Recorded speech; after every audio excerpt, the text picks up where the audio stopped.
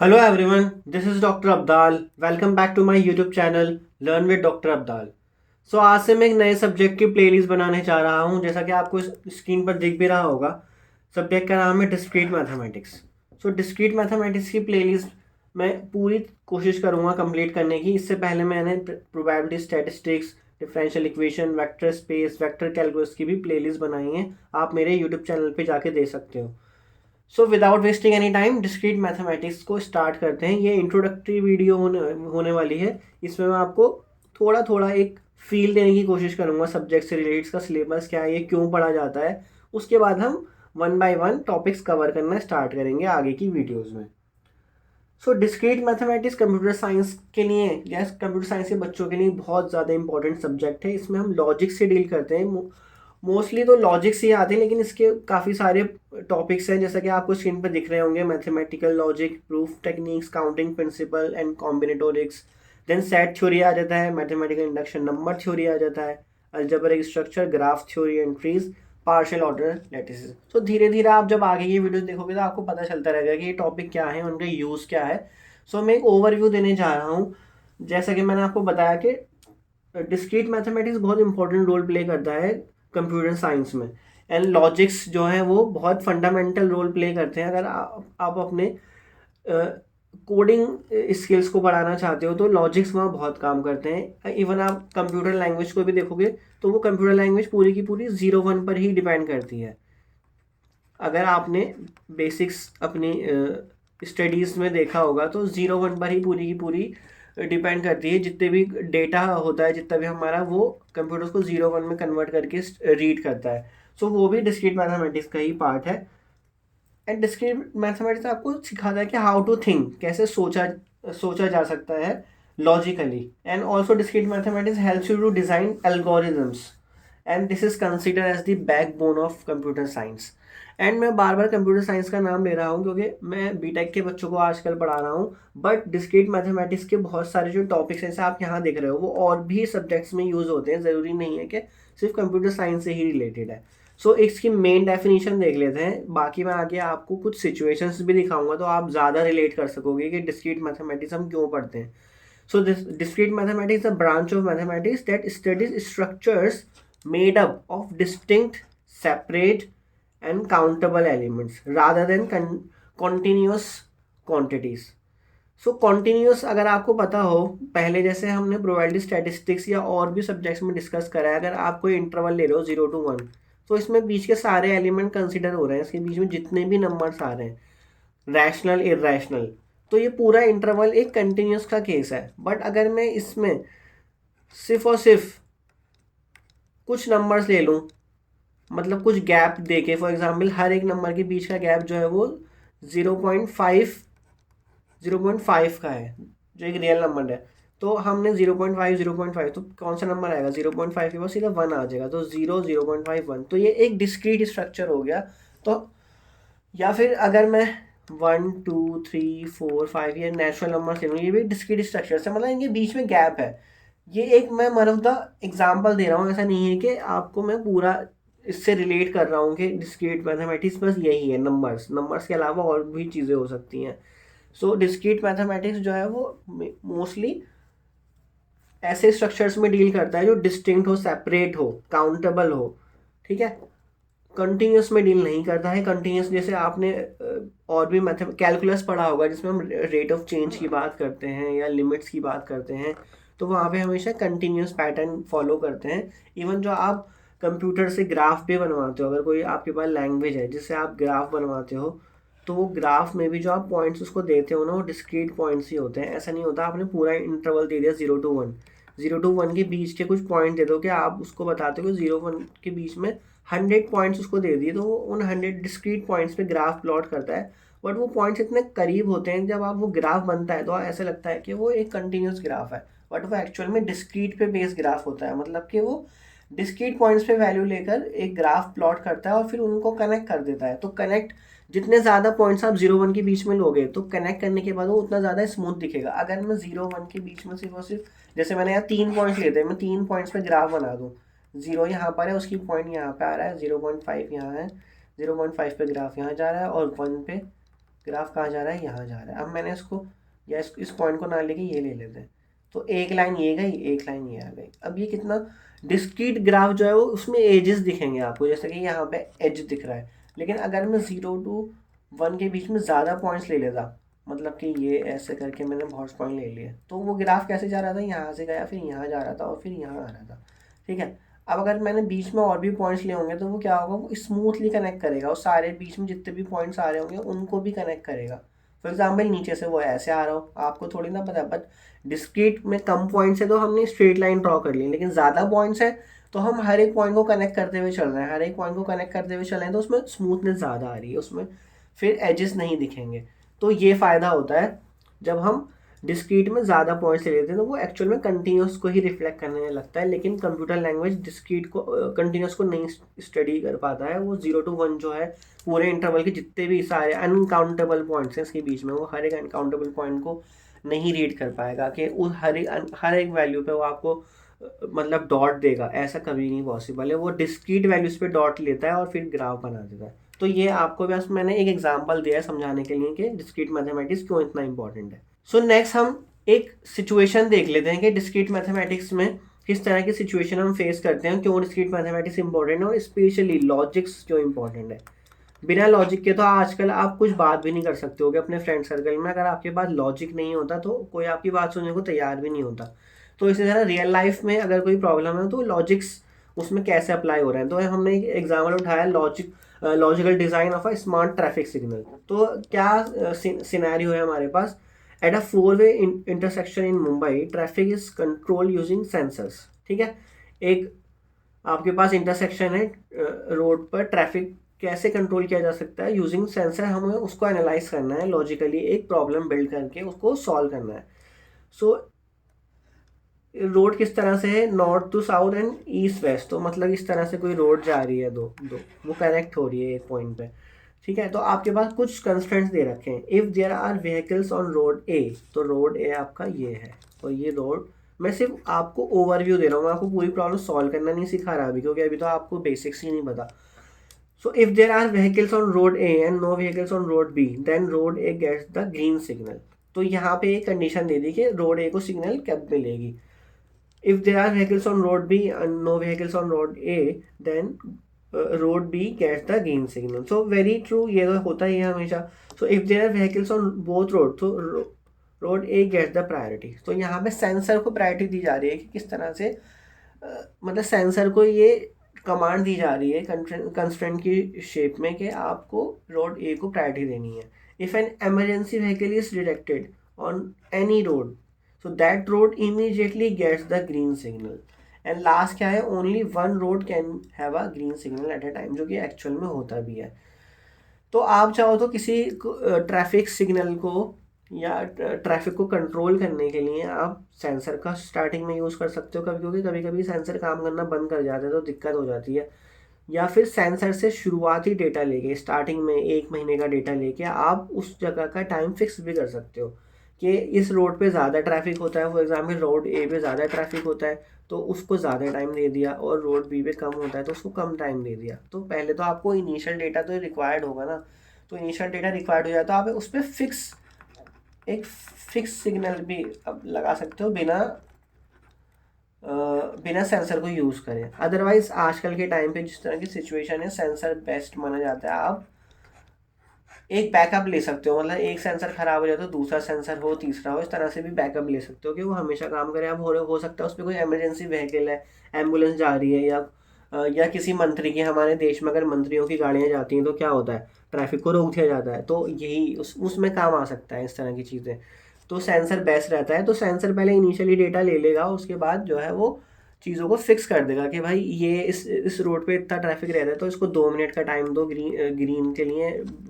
Road B पे कम रहता है तो इसको सिर्फ हाफ मिनट का टाइम दो, इस तरह से 30 सेकेंड्स का टाइम दो। तो इस तरह से हम एक लॉजिकली तो चीज़ें करेक्ट करेंगे ना सिस्टम के अंदर कि ये लॉजिक सप्लाई हो रहा है, उसके बाद ही आप किसी प्रॉब्लम को बना पाओगे।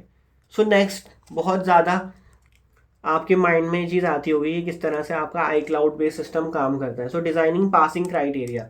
सो ऑब्वियसली सबसे पहले तो उसे कमांड देनी पड़ती है भाई, तभी जाके वो आपका रिजल्ट जनरेट करता है। तो कमांड देखो आप बहुत फैमिलियर भी हो गए, a student must score at least 40% overall, मतलब जो आपका रिजल्ट बनने जा रहा है 100 में से, उसमें से 40% तो आपको ओवरऑल हिट करना ही है, तभी जाके आप पास माने जाओगे। A student must score at least 25% external exam, attendance जो है वो 75 से ज़्यादा होनी चाहिए, सारे असाइनमेंट सबमिटेड होने चाहिए। If a student fails in external exam but satisfy all other condition and total greater equal to 40%, then result is reappear. मतलब एक्सटर्नल एग्जाम में जो उसके 25% लाने थे, अगर वो यही नहीं ला पा रहा तो बच्चा रीअपियर करेगा। ये कंडीशन आपको अपने सिस्टम को बतानी है। अटेंडेंस 75% से कम है तो डिटेन हो जाएगा, मतलब डिबार्ड हो जाएगा। तो ये सारी कंडीशन आपको रिजल्ट बनाने से पहले सिस्टम को देनी होती है कि, और उसमें डेटा फीड करना पड़ता है। मतलब कि आपकी इवैल्यूएशन हुआ सारा का सारा वो सिस्टम को देना पड़ेगा, अटेंडेंस सिस्टम को देनी पड़ेगी, असाइनमेंट सबमिशन डिटेल सिस्टम को देनी पड़ेगी। ये सब सिस्टम में आएगा। और आपने जो है लॉजिकली चीज़ें बना रखी है अंदर कि आपने हर किसी को एक नाम दे रखा है। फॉर एग्जाम्पल एक स्टूडेंट है, उसकी ओवरऑल को उसने क्या करा, OVR से डिनोट कर दिया या O से डिनोट कर दिया, SO। एक्सटर्नल एग्जाम तो SE कर दिया। इस तरह से कंडीशन लगा दी स्टूडेंट के ऊपर। अगर वो ये सारी सेटिस्फाई कर रहे हैं तो उसका रिजल्ट डिक्लेयर हो जाएगा, अदरवाइज उसका रिजल्ट डिक्लेयर नहीं होगा या फिर कुछ एरर आ जाएगा। वो देखना पड़ेगा आपको कि आपने प्रोग्राम कैसे बनाया। तो ये एक छोटी सी प्रॉब्लम है जो आप एक्चुअल में अपनी लाइफ में देखते आ रहे हो कि किस तरह से आपका रिजल्ट डिक्लेयर होता है। अगर ज़्यादा स्टूडेंट है तो उसके लिए तो iCloud बेस्ड सिस्टम ही बेस्ट रहता है। अगर किसी जगह 1500 बच्चे हैं तो फिर वहाँ तो आप हाथ से भी रिजल्ट बना सकते हो। उसमें इतनी कंडीशन फिर टीचर एक्सेल फाइल में भी बना सकता है। लेकिन अगर आपको एक कोड बनाना है पूरा, तो उसके लिए फिर आपको लॉजिकली चीज़ें पहले से उसको असाइन करनी पड़ेंगी, डिफाइन करनी पड़ेंगी, तब जाके ही वो आपका एक प्रॉपर रिजल्ट बना के दे सकता है। सो एक लास्ट सिचुएशन और देख लेते हैं। तो इसमें क्या है, यूनिवर्सिटी टाइम टेबल। तो टाइम टेबल की वजह से बहुत लोग परेशान रहते हैं, टीचर से लेके स्टूडेंट से लेके अथॉरिटीज सारे लोग। अगर टाइम टेबल प्रॉपरली बन जाए तो हर कोई खुश हो जाता है। और इसमें दिमाग बहुत लगाना पड़ता है, इसमें बहुत कंडीशंस होती हैं। जैसा कि मैं आपको कंडीशन दिखा रहा हूँ, मैं सिर्फ और सिर्फ कंप्यूटर साइंस के स्टूडेंट पर भी फोकस कर रहा हूँ। फॉर एग्जाम्पल हमारे पास 60 सेक्शंस है, मतलब हर एक सेक्शन में मान लो 50 बच्चे हैं और 60 सेक्शन है, तो कितने हो जाएंगे टोटल? ये 50 बच्चे, चलो बच्चों का भी नहीं कंसिडर करते क्योंकि एक क्लास में तो आएगा ही, लेकिन 5 सब्जेक्ट्स पर सेक्शन है, 40 फैकल्टी मेंबर्स हैं। अब 60 × 5 कर दोगे तो कितने हो जाएगा?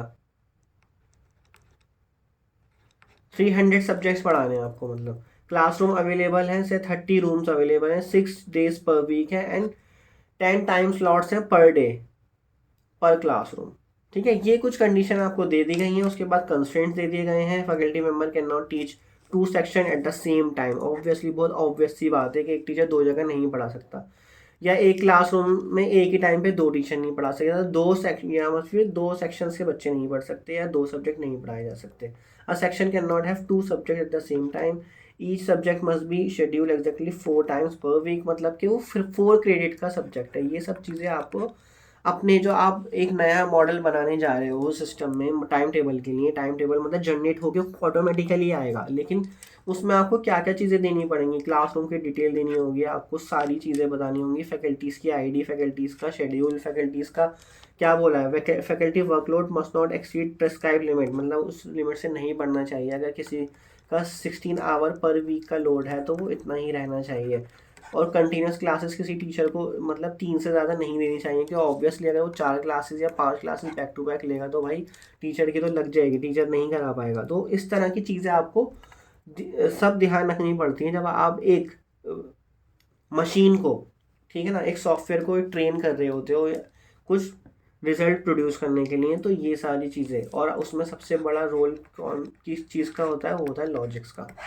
अगर आप लॉजिकली हर जगह करेक्ट हो गए तो आपका टाइम टेबल प्रॉपरली तैयार होकर निकलेगा। मुझे नहीं लगता उसमें कभी कोई गलती होगी। तो लॉजिक की ये इंपॉर्टेंस है, और आप लॉजिक से घिरे हुए हो हर जगह। जैसा कि मैंने आपको बताया भी था, अगर आज किसी से आप किसी दोस्त से भी बात करते हो तो अगर आप लॉजिकली स्ट्रांग हो, आपके रीजंस अच्छे हैं, तो आपको सुनेगा कोई, अदरवाइज कोई नहीं सुनेगा आपको। ठीक है, तो ये मैं आपको एक इंट्रोडक्टरी चीज़ें बता रहा हूँ जो डिस्क्रीट मैथमेटिक्स के लिए इंपॉर्टेंट है। आपको सिचुएशंस पता होनी चाहिए कहाँ का डिस्क्रीट मैथमेटिक्स लग सकता है।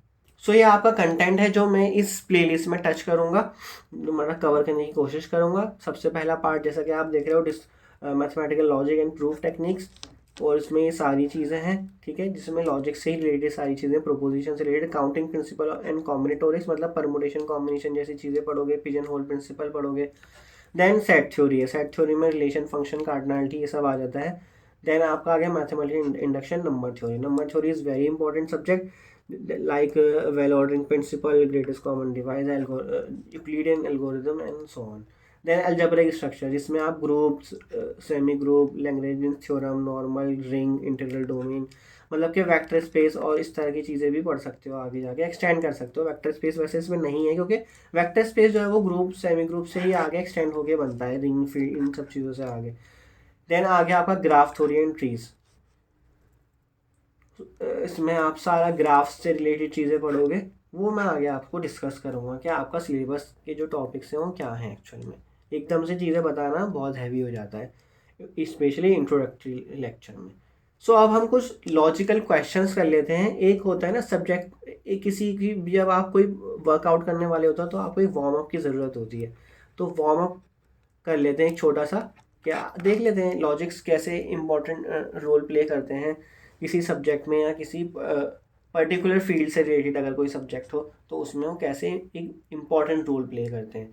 So what will be the output of this following programme. बहुत छोटा सा प्रोग्राम है, अगर आपने कोडिंग कहीं छोटी सी भी कहीं करी है तो आप इजीली इसको कर सकते हो।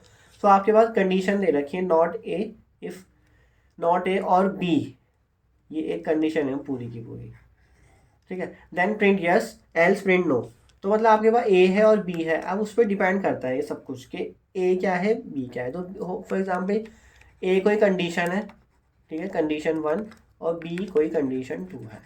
अब आपको देखना पड़ेगा कंडीशन ए ट्रू हो रही है, फॉर एग्जाम्पल कंडीशन ए जो है वो ट्रू हो रही है, एक केस ले रहा हूँ मैं सिर्फ, और बहुत सारे केस बन सकते हैं, और बी जो है वो भी ट्रू हो रही है, तो क्या ये यस प्रिंट करेगा या नो प्रिंट करेगा। अगर कंडीशन ए ट्रू हो गई तो इफ़ नॉट ए लिखा है तो नॉट को हम निगेशन से डिनोट करते हैं इस तरह से, नॉट ए मतलब ट्रू का नॉट हो गया, और फिर बी, बी क्या है वो भी ट्रू है, ठीक है। इफ को इवैल्यूएट करने की कोशिश कर रहे हैं हम, तो निगेशन करा, ठीक है, तो फॉल्स हो गया और ट्रू हो गया।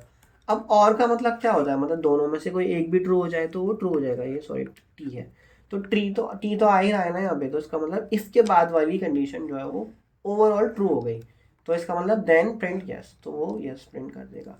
इसी तरह बहुत सारे केसेस बनते हैं, टी एफ ले लो, या फिर इसको एफ टी ले लो, और एफ एफ, ये 4 केसेस बनेंगे। इन 4 केसेस के अलावा इसमें कोई केस नहीं बनेगा, मतलब कंडीशन ये या तो ट्रू हो सकती है, फॉल्स हो सकती है, दो ही तो हो सकती हैं, बीच की कोई कंडीशन नहीं होती है ऐसी भी, या तो वो ट्रू होगी या फॉल्स होगी। फॉर एग्जाम्पल आपने लिख दिया एक्स इज ग्रेटर देन 3, और फिर उसका निगेशन इफ और एक्स इज लेस देन 100, इस तरह से 2 कंडीशन आपने ले ली हैं, तो ऑब्वियसली या तो वो ट्रू होगी या फॉल्स होगी, इसमें तो दो चीज़ें तो एक साथ नहीं हो सकती ना।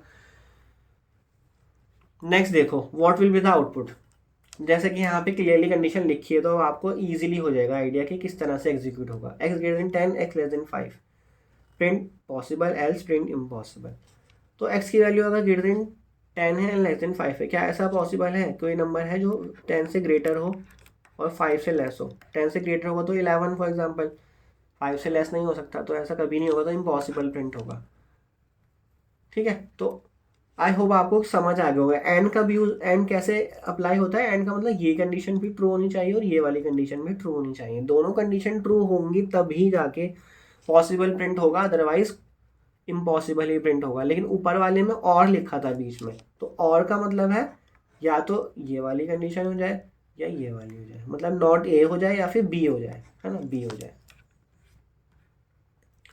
So how this logical statement will work. So the user is admin, एक कंडीशन तो ये दे दी, और फिर बीच में एक ऑपरेटर आ गया, लॉजिकल ऑपरेटर बोलते हैं, जैसे आप मैथमेटिकल ऑपरेटर बोलते हो, plus minus division multiplication and जो भी है, ब्रैकेट्स आ गए, तो इसमें और एंड इस तरह की होते हैं, वो हम आगे देखेंगे, हम आगे सिलेबस में जब जाएंगे डीप तो हम उनको स्टडी करेंगे। सेकेंड कंडीशन है the user is staff and has valid OTP। तो आपके पास क्या है, नेक्स्ट ब्रैकेट है और ब्रैकेट में बीच में एंड भी है, और उसके साथ 2 कंडीशन जोड़ दी, और उससे पहले एक कंडीशन है यूजर इज एडमिन, ठीक है, 3 कंडीशन है जिसमें 2 को एक साथ जोड़ा गया है कि मतलब दोनों होनी चाहिए। तो मतलब क्या हो रहा है, या तो आप एडमिन हो और मतलब यूज़र इज़ एडमिन और user is staff end user has a valid OTP, ठीक है, उसके बाद OTP हो, तभी जाके वो सिस्टम में लॉगिन कर सकता है, लॉगिन उसको अलाउड होगा, अदरवाइज लॉगिन अलाउड नहीं होगा। तो ये इस तरह से कंडीशन वर्क करेगी कि या तो ये वाला पार्ट ट्रू हो या ये वाला पार्ट ट्रू हो, लेकिन सेकंड वाला पार्ट तभी ट्रू होगा जब उसके अंदर की दोनों कंडीशन ट्रू होंगी। तो ये इस तरह से लॉजिकली इवेलुएट हुआ है, तभी जाके सिस्टम अलाउ करेगा यूज़र को लॉगिन करने के लिए। नेक्स्ट देखते हैं, a password having 6 characters, each character can be a digit. ठीक है, डिजिट कहाँ से कहाँ तक यूज़ करने हैं आपको, 0 से लेकर 9 तक के डिजिट्स आप यूज़ कर सकते हो, और वो एक कैरेक्टर की तरह मानना है, ना कि नंबर की तरह। ठीक है, कैरेक्टर और नंबर, आई थिंक इतना तो डिफरेंस आपको पता ही होगा। मतलब कि आप नंबर को भी कैरेक्टर मान सकते हो, अगर आपने उसके साथ कुछ और जोड़ दिया, फॉर एग्जाम्पल 1CD, तो ये कैरेक्टर बन गया। लेकिन अगर आप कभी कभी नंबर लिखते हो 98 और 098, ये नंबर ही है, एक ही नंबर है 98 या 098, बट कैरेक्टर में दोनों डिफरेंट है। ठीक है, इतना समझ लो अभी बस आप, 098 और 98 as a character are different things. Okay, इतना मैं आपको बताना चाह रहा हूँ।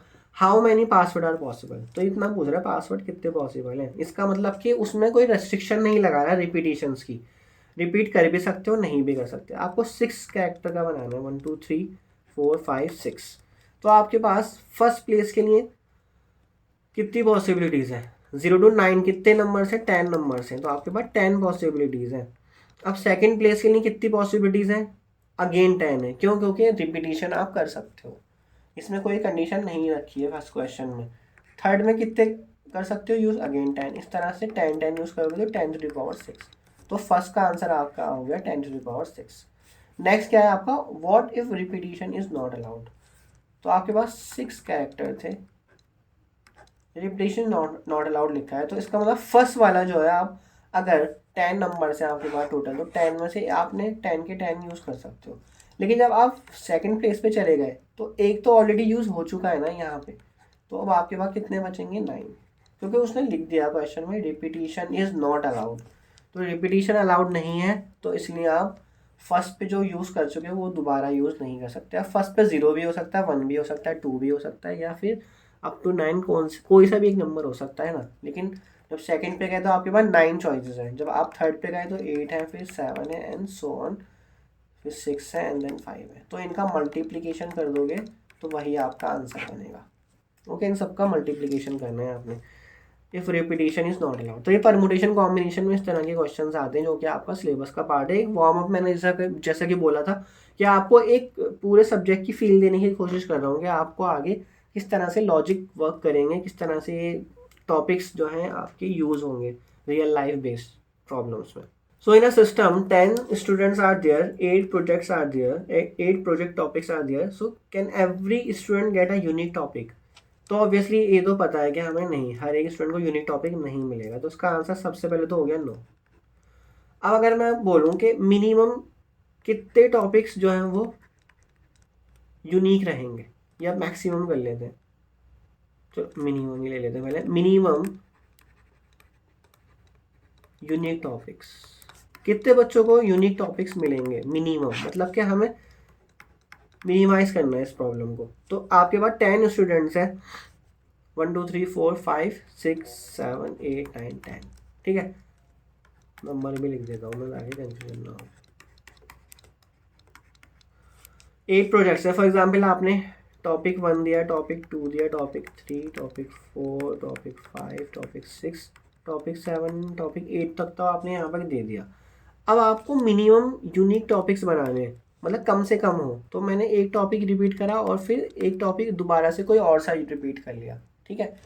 तो 1 और 2 रिपीट हो गए, तो यूनिक कौन से रहे, यूनिक रहे T3 से लेके T8 तक। कितने टॉपिक हैं ये, 1 2 3 4 5 6, तो मिनिमम 6 टॉपिक्स जो है वो यूनिक है। और अगर मैं इसको मैक्सिमम यूनिक टॉपिक कर दूँ तो आंसर कैसे बनेगा, तो मैंने, अब वो इन दोनों पे ही डिपेंड करता है, 9 और 10 पे।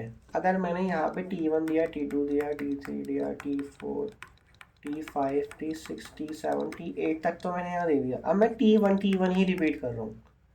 तो इससे मुझे क्या फ़ायदा हुआ, यूनिक मेरे पास ज़्यादा रहेंगे, क्योंकि मैंने एक टॉपिक को अब बाकी के बचे हुए स्टूडेंट में दोबारा से सब में बांट दिया। अगर 100 बच्चे भी हैं तो मैंने उनमें 100 में T1 ही दे दिया। तो यूनिक किसके पास रहा, T2 से लेके T8 तक। तो अब ये कितने हैं, 1 2 3 4 5 6 7, तो इसका आंसर आ जाएगा 7। तो ये सेट थ्योरी का परमुटेशन कॉम्बिनेशन का ये पार्ट है, जिसमें पिजन होल प्रिंसिपल आप पढ़ोगे आगे तो आपको पता लगेगा, आइडिया होगा कि किस तरह से अप्लाई होता है। एक प्रॉब्लम और देख लेते हैं। There are 5 computers, what is the minimum number of cable required so that each computer can reach every other.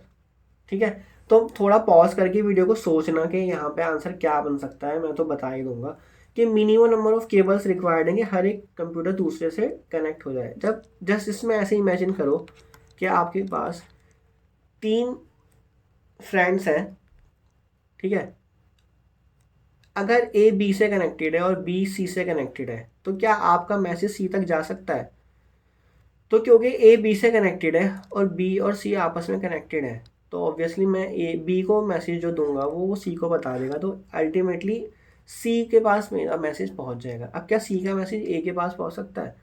तो सी अपना मैसेज बी को देगा और बी अपना मैसेज ए को दे देगा, तो यस कनेक्टेड है। और बी तो दोनों से कनेक्टेड है ही, तो तीनों ऑटोमेटिकली कनेक्ट हो गए। तो कितनी केबल्स की रिक्वायरमेंट हुई हमें, जब आपके पास 3 थे तो सिर्फ और सिर्फ 2 की।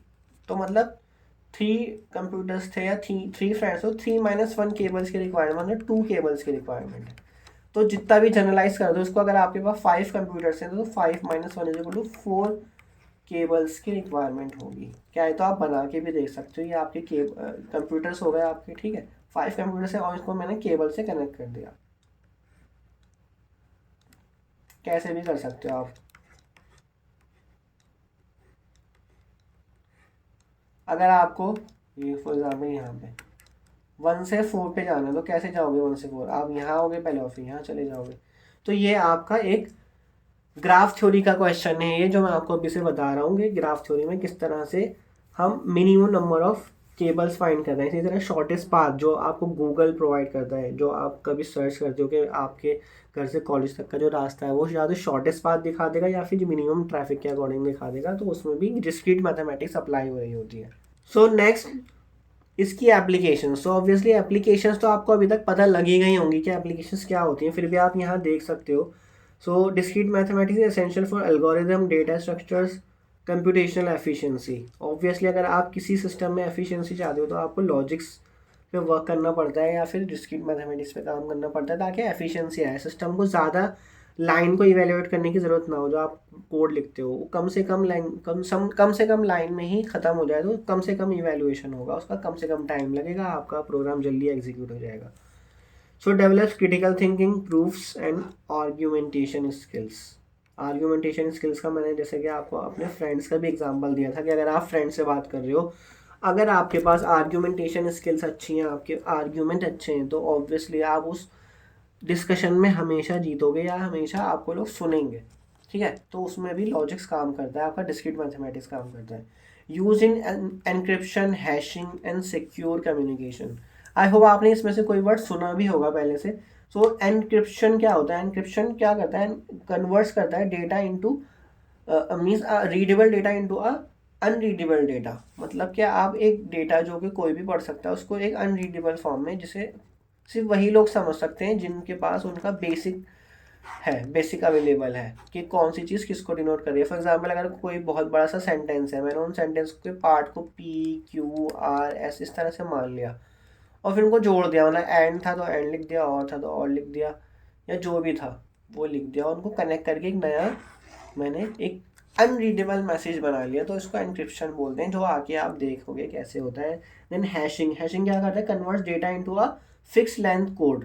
मतलब आप कुछ भी बोल रहे हो, हेलो बोल रहे हो या आप कोई डिजिट बना रहे हो, तो उसका एक फिक्स लेंथ कोड होता है, कुछ डिजिट्स का, 12 डिजिट्स का, 11 डिजिट्स का कुछ कोड होता है, वो उस वर्ड को, उस नंबर को एक फिक्स लेंथ कोड में कन्वर्ट कर देता है।